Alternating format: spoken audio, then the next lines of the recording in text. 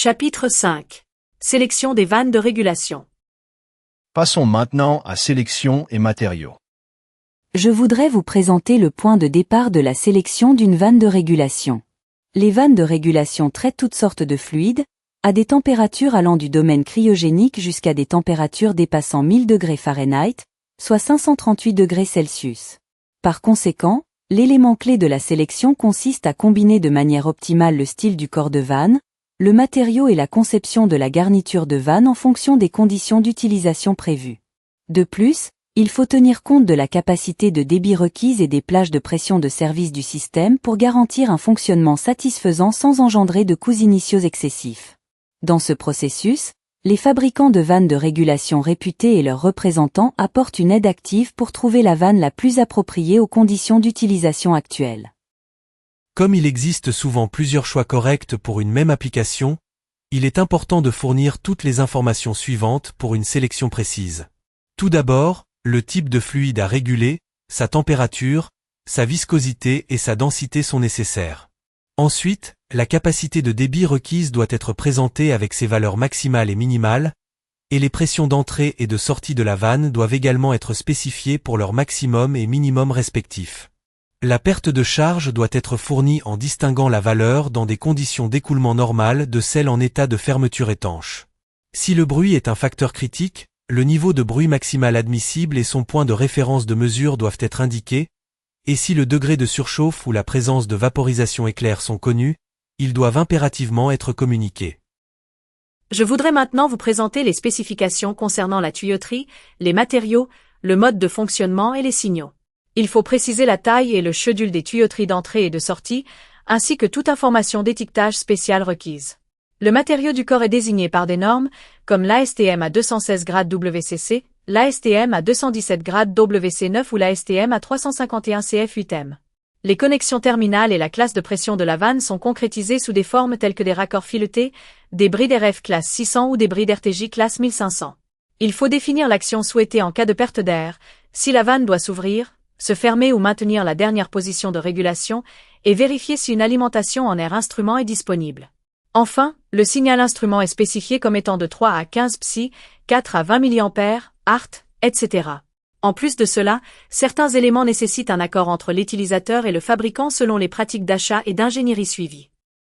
Je voudrais ensuite vous présenter les éléments de configuration de la vanne qui doivent être convenus entre l'utilisateur et le fabricant.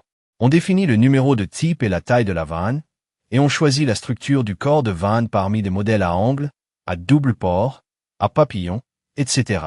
Pour le guidage du clapet, on distingue le système à cage du système à guidage par port, et pour l'action du clapet, on choisit entre le mode push down to close, pousser pour fermer, ou push down to open, pousser pour ouvrir.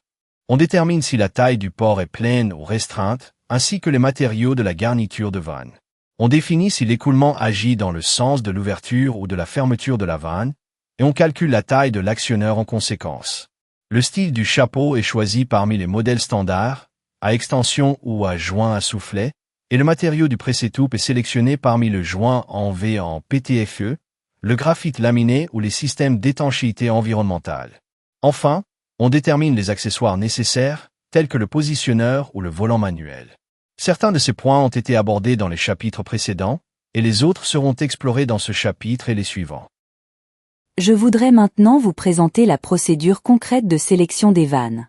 La première étape consiste à déterminer les conditions d'utilisation, en fixant la pression d'entrée P1, la pression différentielle ΔP, le débit Q, la température d'entrée T1, ainsi que les propriétés du fluide et le niveau de bruit admissible. Sur la base de ces conditions, on sélectionne la classe de pression ANSI appropriée pour le corps de vanne et la garniture. Ensuite, on calcule le CV requis, c'est-à-dire le coefficient de débit préliminaire, et on vérifie simultanément les niveaux de bruit et de cavitation durant ce processus de calcul. Selon les résultats de cette vérification, on passe à l'étape suivante de sélection du type de garniture. Je voudrais vous expliquer comment choisir le type de garniture. Si aucun signe de bruit ou de cavitation n'est apparu à l'étape précédente, on peut choisir une garniture standard. En revanche, si le bruit aérodynamique généré par l'écoulement gazeux est élevé, on applique la garniture Whisper Trim. Et si le bruit généré par le liquide est élevé ou si une cavitation est prévue, on choisit la garniture Cavitrol 3. L'essentiel est donc d'appliquer des garnitures distinctes selon que le bruit provient d'un gaz ou d'un liquide, et selon la probabilité d'apparition de la cavitation. Je voudrais maintenant vous présenter comment confirmer la taille du corps de vanne et de la garniture. L'élément clé est de choisir une taille de corps et de garniture qui satisfasse le CV requis calculé précédemment. À ce moment, il ne s'agit pas seulement d'ajuster le CV, mais aussi de vérifier la course, travel, c'est-à-dire la distance de déplacement du clapet, le groupe de garniture, qui correspond à l'ensemble des garnitures utilisables pour cette taille de corps, et enfin les options de fermeture étanche pour définir la quantité de fuite admissible. Comme le groupe de garniture limite les matériaux et les configurations disponibles pour chaque taille de corps, la question de savoir si le matériau souhaité figure dans ce groupe sera à nouveau examinée à l'étape suivante. La classe de fermeture étanche influençant la quantité de fuite admissible lorsque la vanne est fermée, elle doit être alignée avec les exigences de coupure du procédé. Je voudrais poursuivre avec la sélection des matériaux de la garniture. On choisit les matériaux de garniture adaptés aux conditions du fluide de l'application. Mais le point le plus important est de vérifier impérativement que la garniture choisie est réellement fournie dans le groupe de garniture correspondant à la taille de vanne définie précédemment. Si le matériau souhaité ne figure pas dans ce groupe, il faut chercher un autre matériau ou revenir à l'étape de sélection de la taille du corps pour un nouvel examen. La corrosivité, l'érosivité du fluide et les conditions de température constituent les critères de base pour déterminer le matériau. Je vais maintenant vous présenter l'examen des options et les critères de sélection du matériau du corps de vanne.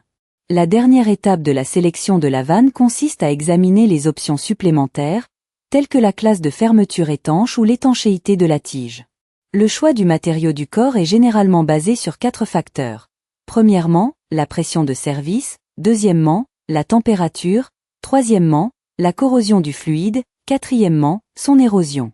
Ces 4 éléments constituent le point de départ fondamental pour déterminer le matériau à utiliser. Je vais aborder les compromis et l'aspect économique lors du choix du matériau du corps. Il n'est pas toujours facile de trouver un matériau satisfaisant les 4 facteurs que sont la pression, la température, la corrosion et l'érosion, c'est pourquoi un compromis est souvent nécessaire. Par exemple, même si un matériau présente une excellente résistance à l'érosion, il peut s'avérer inapproprié pour un usage spécifique si sa résistance à la corrosion est insuffisante pour un certain fluide. Certaines conditions de service exigent l'utilisation d'alliages exotiques ou de métaux spéciaux pour résister à la forte corrosion du fluide. Ces matériaux étant beaucoup plus coûteux que les métaux courants, l'aspect économique devient également un facteur déterminant dans le choix du matériau. Cette diapositive présente en détail un tableau associant les désignations de fonderie et les équivalents forgés pour les alliages à haute teneur en nickel. Le tableau se compose de 4 colonnes, la désignation de fonderie, le nom commercial de l'équivalent forgé, la désignation générique et le numéro UNS du forgé. Pour la famille des aciers inoxydables, le CF8 correspond à l'inox 304, UNS S30400, et le CF3 correspond au 304 litres, S30403. Le CF8M correspond au 316, S31600, le CF3M au 316 litres, S31603, et le CG8M au 317, S31700. Concernant les hauts alliages, le CK3 Maquin correspond à l'Alloy 254, non commercial 254 SMO, S31254, et le CN7M à l'Alloy 20, Carpenter 20 CB3, N08020.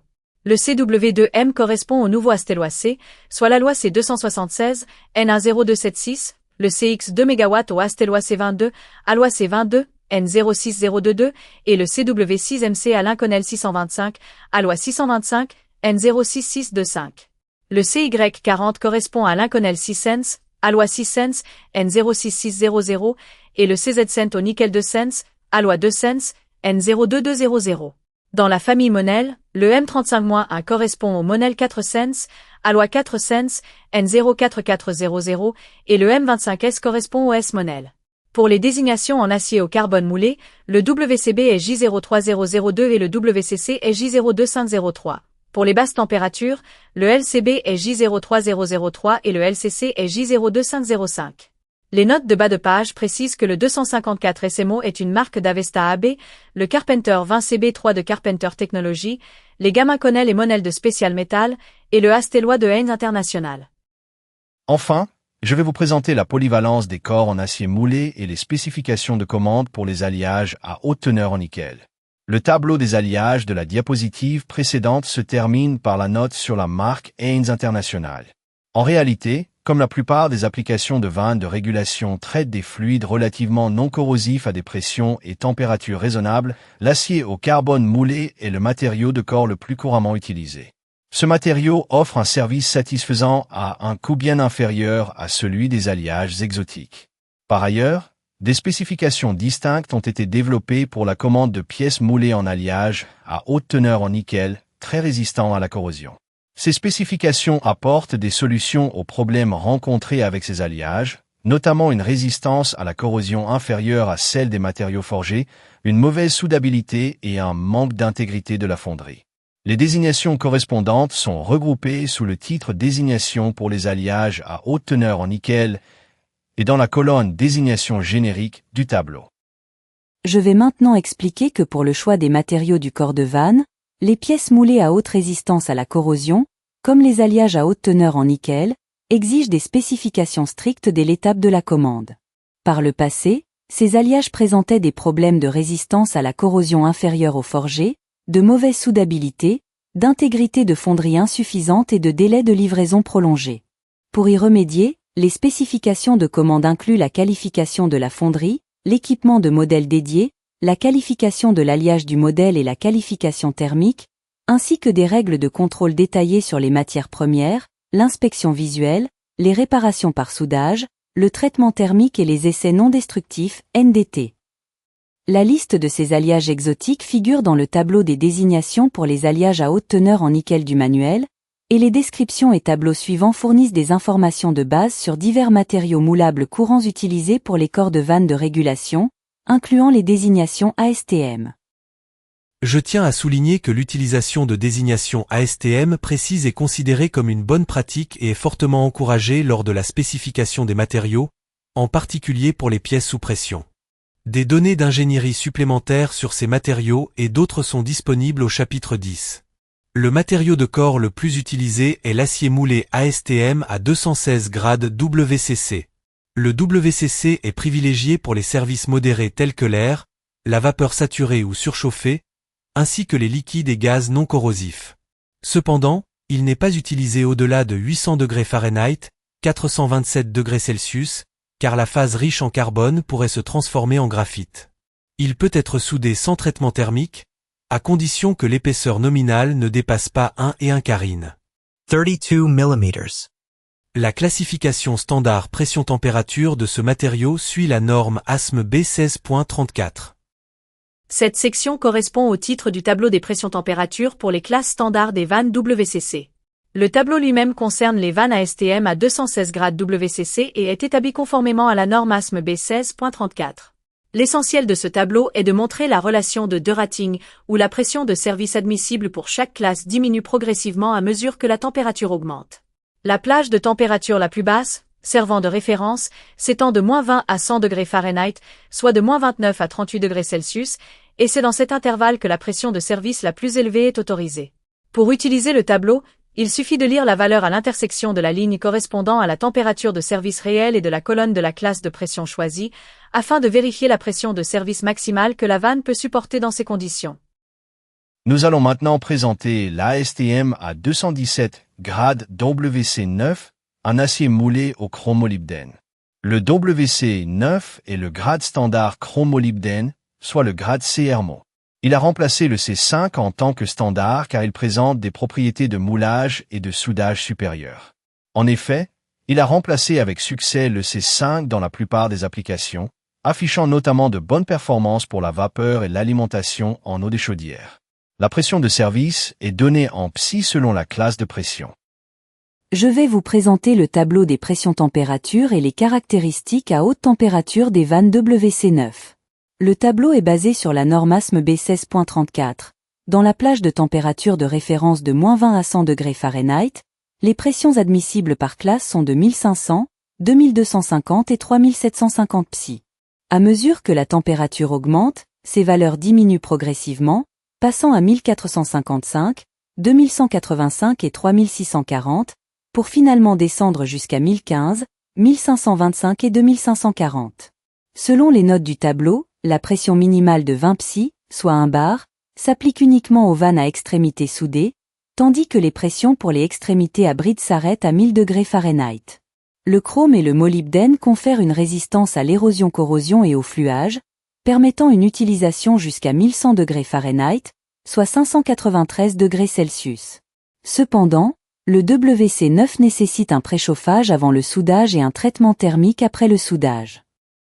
Nous allons maintenant aborder le matériau C5, l'ASTM à 217 grades C5, parmi les aciers moulés au chrome-molybdène. Par le passé, le C5 était couramment spécifié pour les applications nécessitant des aciers chrome-molybdène.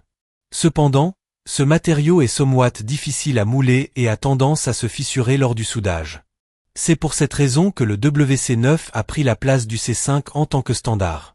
Les pressions des vannes sont présentées dans un tableau récapitulant la pression d'utilisation par classe en psi, ce que l'on appelle la Working Pressure by Class. Les pressions-températures des vannes C5 sont établies selon la norme ASME B16.34.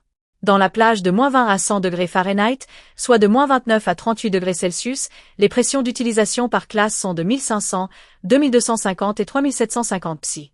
À mesure que la température augmente, la pression diminue progressivement, commençant par 1490, 2235 et 3725, puis descendant à 1430, 2150 et 3580, et encore à 1410, 2115 et 3530.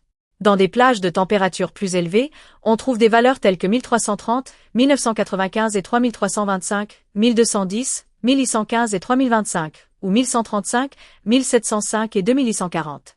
Dans la plage de température maximale, on termine avec 1450 et 2415, 1110 et 1850, puis 1370 et 20 psi. Ici, selon la note 1, la valeur de 20 psi s'applique uniquement aux vannes à extrémités soudées et la pression pour les extrémités à bride s'arrête à 1000 degrés Fahrenheit. Par ailleurs, bien que le WC9 ait remplacé le C5 dans de nombreuses applications, le C5 continue d'être utilisé dans les processus de raffinage car sa teneur plus élevée en chrome offre une meilleure résistance à la corrosion sulfidique à haute température. Passons maintenant à l'acier inoxydable moulé 304 litres, l'ASTM à 351 grades CF3. Ce matériau est un excellent choix pour les vannes de service chimique et il est particulièrement adapté aux applications de services chimiques impliquant l'acide nitrique. Son avantage majeur est que l'optimisation de la résistance à la corrosion est maintenue même à l'état soudé.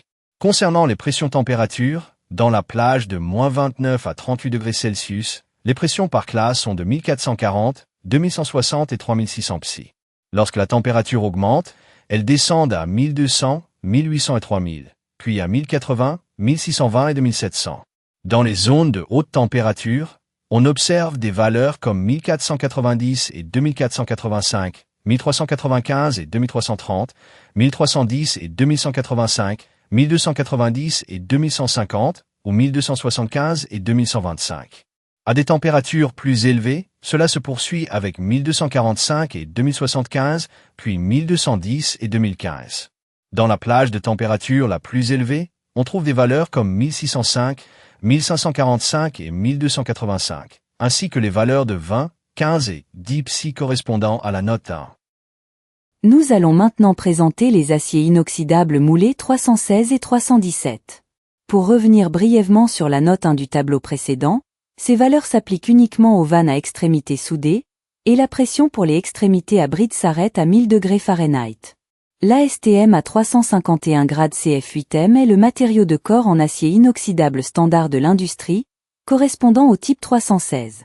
L'ajout de molybdène lui confère une résistance accrue à la corrosion caverneuse, pitting, au fluage et aux fluides oxydants par rapport au 304.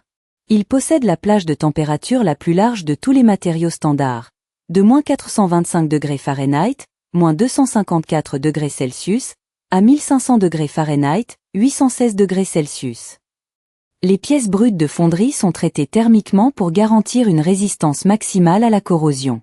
Enfin, le type 317, l'ASTM à 479 grades UNS S31700, est essentiellement un S31600 dont les teneurs en nickel et en molybdène ont été augmentées de 1% chacune.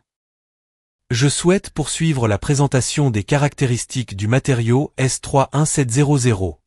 L'augmentation d'1% du nickel et du molybdène permet d'améliorer la résistance au pitting par rapport au S3-1600. Comme le S3-1600, le S3-1700 est entièrement austénitique et non magnétique. Sa résistance étant similaire à celle du S3-1600, les mêmes tolérances de pression-température s'appliquent. Pour information, alors que le tableau CF3 se poursuit, les valeurs nominales pour la plage de -29°C à 38°C sont indiquées à 1440, 2160 et 3600 psi. Par ailleurs, le CG8M est la version fondue du S3-1700. Il contient une quantité considérable de ferrite, 15 à 35%, et présente donc un magnétisme partiel ou fort.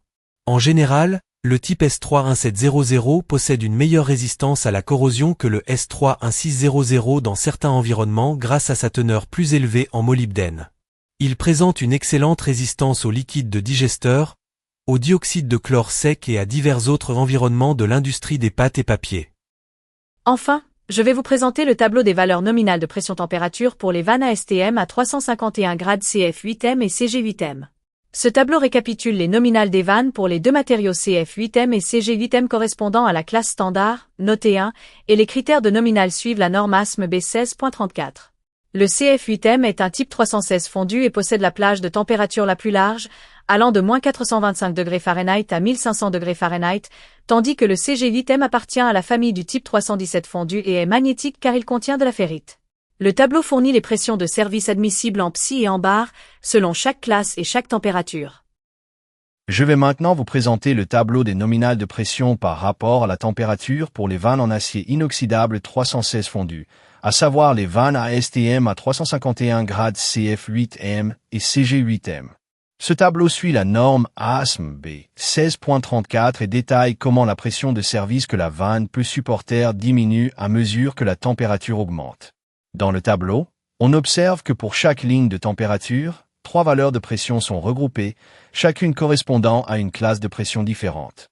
Par exemple, dans la plage de basse température, on commence avec 1240, 1860 et 3095 psi, puis avec l'augmentation de la température, ces valeurs chutent à 1120, 1680 et 2795, puis encore à 1025, 1540 et 2570.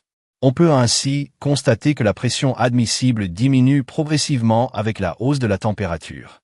Dans la zone de haute température, elle descend davantage, par exemple de 1160 à 1930, puis de 105 à 175 et de 103 à 172 psi.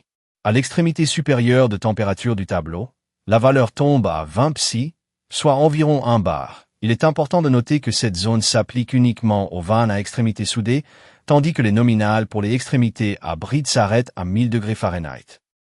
Pour conclure le tableau des nominales de pression-température pour les matériaux CF8M et CG8M, je vais maintenant vous présenter les matériaux pour vannes en fonte. Tout d'abord, gardez à l'esprit que la température maximale d'utilisation du CG8M est limitée à 1000 Fahrenheit, soit 538°C.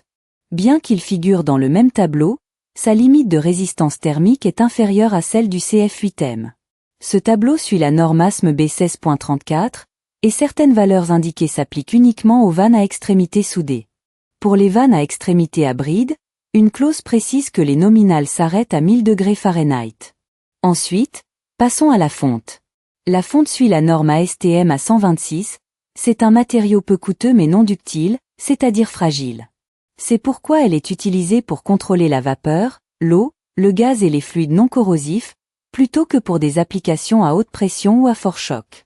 Les nominales de pression-température pour les vannes en fonte sont déterminées selon la norme ASME, ANSI B16.1. Je vais vous présenter la méthode de classification des nominales de pression-température pour les vannes en fonte basée sur le diamètre nominal.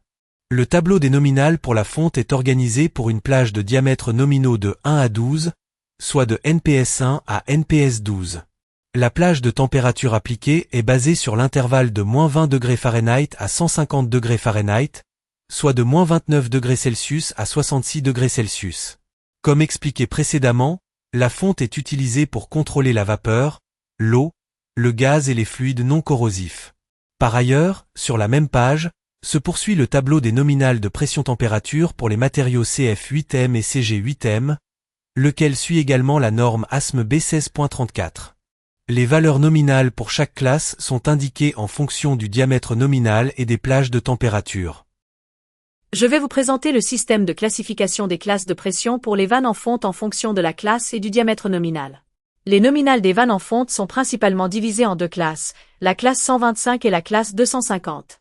La référence matérielle est l'ASTM A216 et elles sont subdivisées en classe A et classe B. Le diamètre nominal est appliqué séparément pour les plages NPS janvier 2012 et NPS 14 à 24. Même pour une même classe, la pression admissible varie selon la plage du diamètre nominal. Par conséquent, des valeurs nominales distinctes sont présentées pour chaque intervalle de diamètre nominal, tant pour la classe A que pour la classe B. Ce tableau suit, comme précédemment, la norme ASME ANSI B16.1.